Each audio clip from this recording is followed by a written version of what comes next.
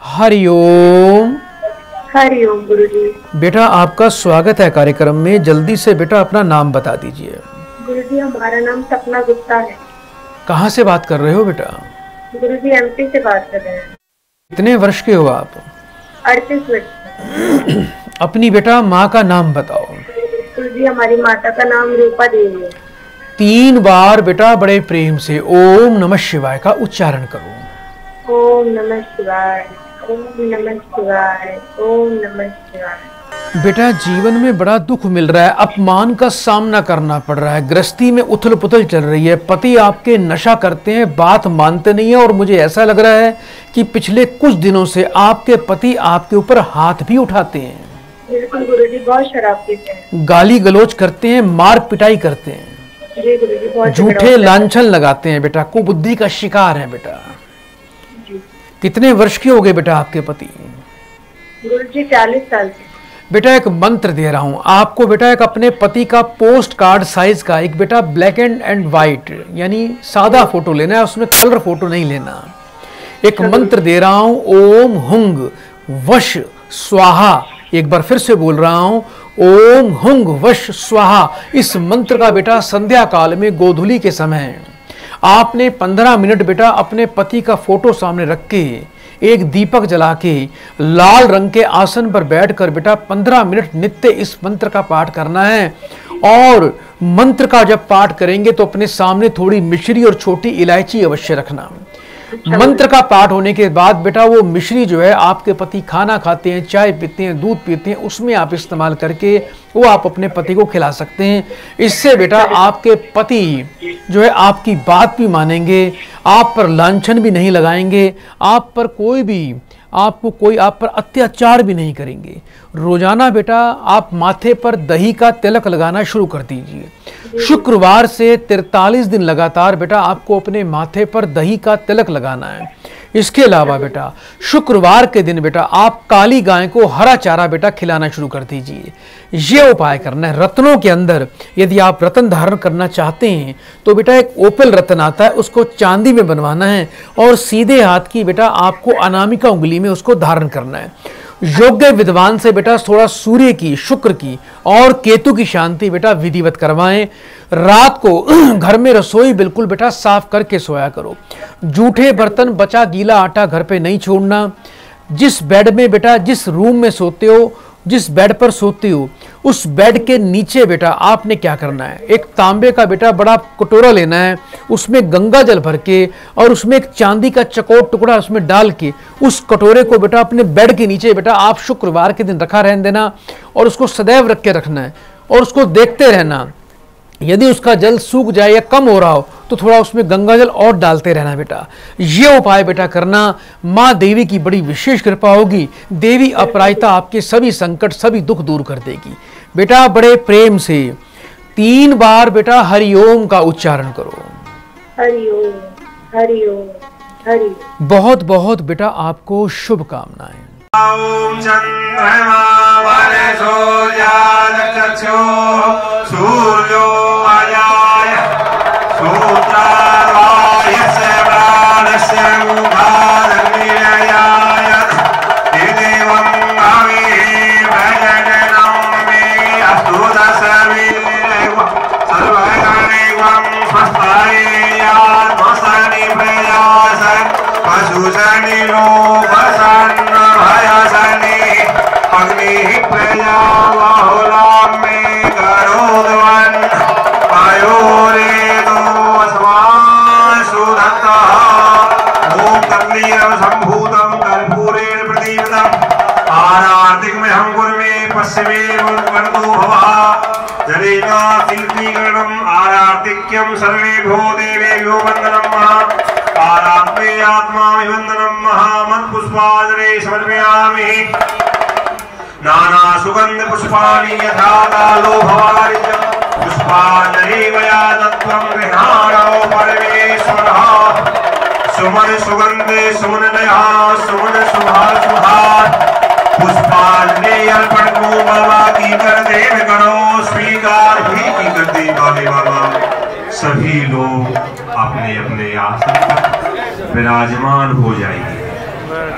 आराम से बैठिए, थोड़ा अपने बीच में गैप दीजिए, भिड़िए मत आपस में, गैप दे दीजिए। ये आरती अगरबत्ती निकालो उसमें से, अगरबत्ती निकाल दी, अगरबत्ती ले लो वहां से, बिल्कुल शोर नहीं करेंगे, कृपया ध्यान से श्रवण करें,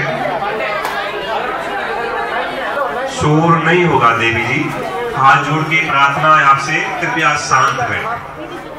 आप सभी लोग एकदम शांत हो जाए, बैठ जाइए भैया जी, खड़े ना हो कोई भी, बैठ जाइए, बैठिए पंडित जी।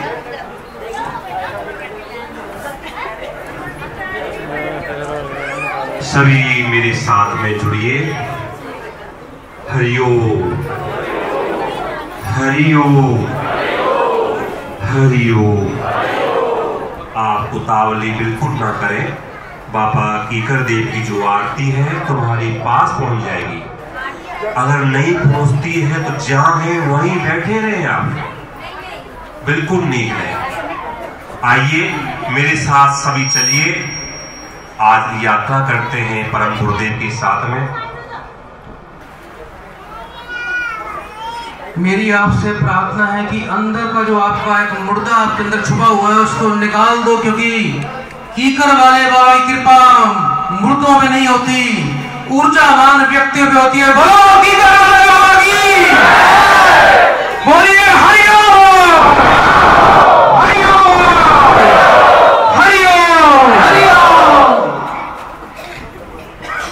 आइए मेरे प्रिय भक्तों, सज्जनों, श्रद्धामयी माता और बहनों, आज चलते हैं इस कार्तिक मास की पवित्र मंगल वेला के समय हमारे पूजनीय, प्रार्थनीय, स्मरणीय, वंदनीय, परम तपस्वी, वीतराग, तपोनिष्ठ, त्याग मूर्ति श्री श्री 1008 श्री परम गुरु श्री कृष्णन जी महाराज की।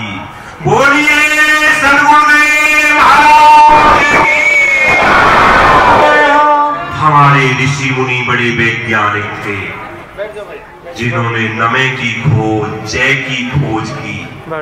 आप जब जयकारा लगाते हैं तो हमारे प्राणों की ऊर्ध्व गति होती है। आपने कभी सुना होगा कि उनके बुजुर्गों का शरीर शांत हो गया और मरते समय उन्होंने मलमूत्र त्याग दिया, सुना है? तो लोग कहते हैं वो नरक में गया है। ऐसा क्यों कहते हैं? ये शरीर जो है 9 छिद्रों वाला है। मरते समय जिन भक्तों के आंख खुली रह जाती है, देखा वो आपने, किसी का मुख खुला रह जाता है, किसी के कानों से खून आता है, कृपया शांत रहें। बिल्कुल देखो, यहाँ किसी नौटंकी में, तमाशे में नहीं आए हुए आप बड़े बड़े धन्यवाद के पात्र हैं जो ये शुभ अवसर गुरु जी के सानिध्य में ले रहे हैं। मैंने पिछली बार भी कहा था कि ये अवसर कई बार हमको नहीं मिल पाता, पर आपके द्वारा हमको भी मिलने का शुभ अवसर मिल रहा है। तो आप बीच में कोलाहल करेंगे, शोर मचाएंगे तो इसका लाभ नहीं ले पाएंगे। आप आए हैं तो ऐसे ही चले जाएंगे, उसका गुरुदेव को दुख होगा, हमको भी होगा, तो क्रम टूट जाता है बताने में। तो मैं कह रहा था, जिन भक्तों के नेत्र खुले रह जाते हैं, मुख खुला रह जाता है, तो समझिए उनके प्राण इस शरीर के ऊपर के द्वार के द्वारा गए हैं। ऊर्ध्व प्राणों की ऊर्ध्व गति हुई है, श्वासों की ऊर्ध्व गति हुई है। और जिन्होंने मरते समय मलमूत्र त्याग कर दिया है, उनकी ये हवा की अधोगति, ये नाभि को शरीर का सेंटर बताते हैं, मध्य बताते हैं, बिंदु बताते हैं। तो नाभि से नीचे के जो 2 छिद्र हैं वो अधोगति वाले हैं। तो अभी आपने गुरुदेव का जयकारा लगाया, मेरे साथ एक बार और लगाइए, जब आपको पता चल जाएगा। बोलिए सद्गुरुदेव महाराज की, कीकर वाले बाबा की। क्या हुआ? आपके प्राण ऊपर आए थे ना, कि नीचे गए थे? ऊपर आए, बहुत अच्छा लगा। तो कौन चाहता है कि मेरी अधोगति हो? मैं आज 10,000 रुपए महीना कमाता हूं, कल मुझे 8,000 रुपए मिलने लग जाए। आप चाहते हैं सब? नहीं, भगवान ऐसा किसी का ना करे। सबकी ऊर्ध्व गति हो, सबकी प्रमोशन हो श्री महाराज जी के आशीर्वाद के द्वारा और कीकर वाले बाबा के द्वारा। इसलिए नमः का शब्द, जयकारे शब्द में आप कृपया लोभ ना करें। मैं चलता हूं गुरु जी के प्रोग्राम में। गुरुदेव ने बाबा कीकर जी महाराज जी को, जो गुरुदेव के इष्ट देवता हैं, उनको आह्वान कर लिया है। किसी कार्य में कभी भी कटौती ना करें। आज एक माता आई, मुझे कुछ ज्ञान देके गई। उन्हीं माता को संबोधन करते हुए मैं एक छोटा सा एक दृष्टांत सुनाता हूं। भगवान शिव पार्वती का एक मंदिर था और एक फकीर, बड़े ध्यान से सुनिए, मैं यहां चटुकला नहीं सुनाऊंगा आपको, आध्यात्मिक कहानी सुनाऊंगा। एक फकीर भगवान शिव के मंदिर में नृत्य की जाया करता था और कहता था, हे भगवान भोलेनाथ मेरी भी सुन लीजिए। बार बार भगवान शिव से आग्रह करता था, निवेदन करता था। भगवान ने उसकी नहीं सुनी। अकस्मात एक दिन भगवान शिव पार्वती वायुमंडल में, आकाश मंडल में विचरण कर रहे थे। तो हमारी माताएं बहुत दयालु होती हैं, ये हृदय भाव होता है। तो माता पार्वती जी साथ थी। इसको मैं पूछूंगा आपको मैंने क्या बताया है। माता पार्वती ने कहा, हे प्रिय, देखो आपका भगत रोज आपकी प्रार्थना करता है, पूजन करता है और आपसे मांगता है। आप तो भोले भंडारी हैं, जैसे श्री हमारे महाराज जी हैं। इनको मैं कई बार भोले भंडारी कहता हूं। महाराज जी जब आप देते हैं तो पता नहीं चलता, आप ना जाने देने लायक ना चीज को भी दे देते हैं। ऐसे से कई घटनाएं हमारे सामने हो जाती है।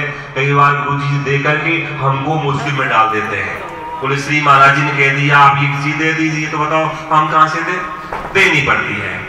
तो वहीं से ये भाई बाहर मत जाना। कहां कह रहा था मैं, अभी क्या कह रहा था बताएंगे। माता पार्वती ने कहा, हे भगवान इनको दे दीजिए ना। भगवान भोलेनाथ बोले, देवी आप नहीं समझती, संसार बहुत चालाक है, ये इनकी बातों में नहीं आया करते। अभी इनको इनके हिस्से में नहीं है, इनके भाग्य में नहीं है, मिल जाएगा। गुरुजी कहते हैं धैर्य रखिए बेटा, जल्दबाजी में कोई खड़ा नहीं होगा, सब बैठ जाइए। समय निकल गया। फिर फकीर ने बात सोची, भगवान भोलेनाथ सबको दे रहे, मुझे नहीं दे रहे, लगता है कुछ रिश्वत चलती है यहाँ पर। उन्होंने कहा, हे भोलेनाथ अगर मुझे 1 रुपया आप दे दोगे ना तो मैं चवन्नी जो है महाराज जी आपके आश्रम में दान कर दूंगी। ऐसे लोग आते हैं। वो बहन ऐसे कह रही थी, इसलिए मैंने आज सुनाना पड़ रहा है आपको। उस फकीर ने कहा, हे भोलेनाथ मुझे आप 1 रुपया देंगे तो मैं चवन्नी आपको चढ़ा दूंगा। वैसे ऐसे शब्द भगवान के सामने नहीं बोलने चाहिए। उस फकीर ने भगवान के सामने शर्त रख दी। फिर माता पार्वती बोली, देखो ना आपसे ले जाते हैं और आपका धन्यवाद तक नहीं करते। बेचारा आपसे मांग रहा है, कह रहा है चवन्नी चढ़ा दूंगा, कुछ 25% आपको दे रहा है, हम तो 10% भी नहीं देते। सत्य है, मैं भी नहीं कई बार दे पाता, ठीक है ना। एक बहन की हिम्मत समझता हूँ जो पिछली बार आई, कितने का चेक महाराज जी को दे के गई, मैं धन्यवाद करता हूँ। 1,51,000 का हमारी बहन पिछली बार आश्रम के लिए चेक दे के गई है। उन बहन का पुनः धन्यवाद कर दीजिए। कुछ भक्त लोग आज ऐसे भी आए हुए हैं। तो जब माता पार्वती ने कहा तो भोलेनाथ बोले, कोई बात ना है देवी, जब आपकी तो ये हट होती है, राजहट, बालहट और त्रियाहट। राजा ने कह दिया तो करना पड़ेगा। आपका बच्चा रो रहा है, दुखी हो रहा है, तो आपको भी करना पड़ेगा। ऐसे ही ग्रह स्वामी ने कह दिया कि ये काम करना है तो करना पड़ेगा, ये सत्य है। भगवान शिव समझ गए, अब तो बात माननी पड़ेगी। भगवान प्रसन्न हो गए। अगले दिन फकीर जब मंदिर में गया तो उसको 1 रुपए का सिक्का भगवान के मंदिर में पड़ा मिल गया। बड़ा प्रसन्न हुआ, हृदय गदगद हो गया। हे भोले बाबा आपने बड़ी कृपा करी, जो आज आपने मेरी कामना पूरी कर दी। उठा करके पैसे को देखते रहा। भगवान शिव का धन्यवाद करता हुआ गेट से बाहर निकला तो उसको याद आ गया, कई बार भूल भी जाते हैं। उसको याद आ गया कि मैंने कोई संकल्प लिया था।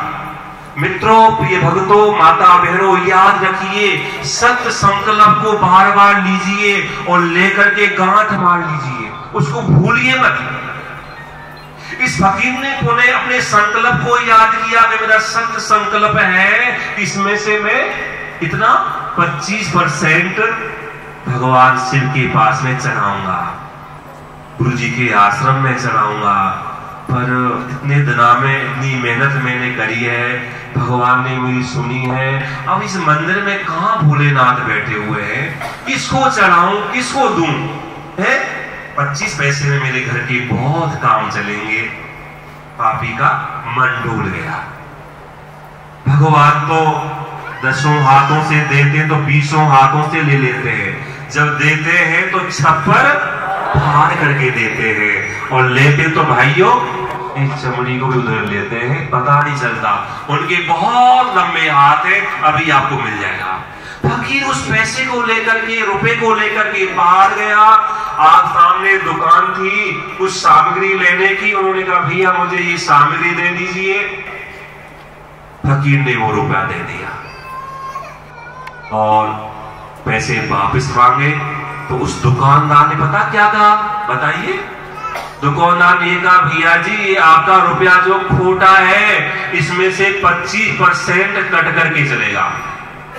ये रुपया आपका नकली है, इसमें खोट है। जैसे हमारे रुपए फट जाते हैं ना, कंगो जाते हैं तो कहते हैं भैया इसमें से 100 रुपए के आपको 90 रुपए मिलेंगे। तो उसने कहा दुकानदार ने, ये रुपया आपका खोटा है, इसमें से 25% आपको काटना पड़ेगा। फकीर के आंख खुल गए, फकीर को दिव्य ज्ञान मिल गया। हे प्रभु, आपके हाथ बहुत लंबे हैं, अगर आपने वहां नहीं दिया तो मुझे यहां देना पड़ा। प्रिय भक्तों, मित्रों, मेरी बहनों, माताओं, ये कोई चटुला नहीं है, ये आध्यात्मिक कहानी है। हमारे पास भक्त लोग आते हैं, सत्य संकल्प लेते हैं, हम बार बार आपको सत्य संकल्प दिलाते हैं। बाबा कीकर वाले बाबा की कृपा से आप लोगों के कार्य सिद्ध होते हैं।